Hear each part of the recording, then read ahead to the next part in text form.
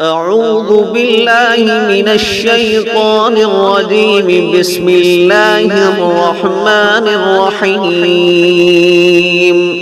تبارك الذي بيده الملك وهو على كل شيء قدير. الذي خلق الموت والحياة ليبلوكم أيكم أحسن عملا وهو العزيز الغفور.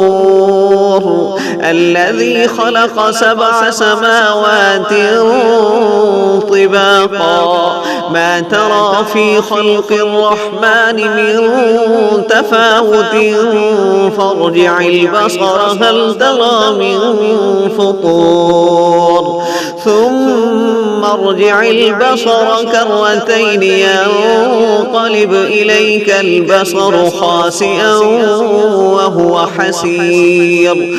ولقد زينا السماء الدنيا بمصابيح وجعلناها رجوما للشياطين وأعتدنا لهم عذاب السعير.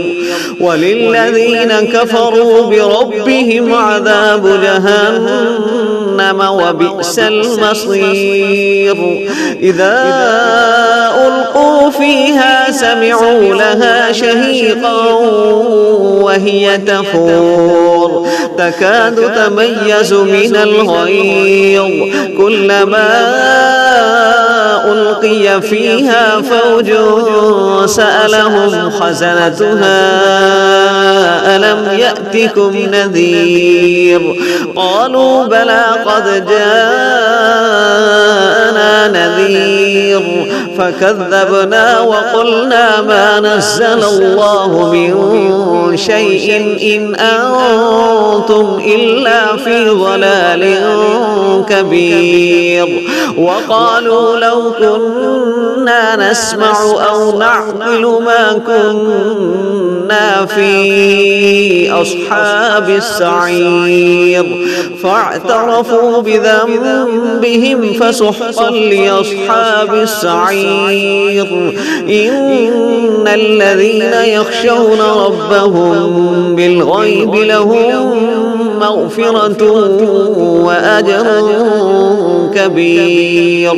وأسروا قولكم أو اجهروا به إنه عليم بذات الصدور. ألا يعلم من خلق وهو اللطيف الخبير. هو الذي جعل لكم الأرض ذلولا فامشوا في مناكبها وكلوا من رزقه وإليه النشور. أأمنتم من في السماء أن يخسف بكم الأرض فإذا هي تمور أم أمنتم من في السماء أن يرسل عليكم حاصبا فستعلمون كيف نذير.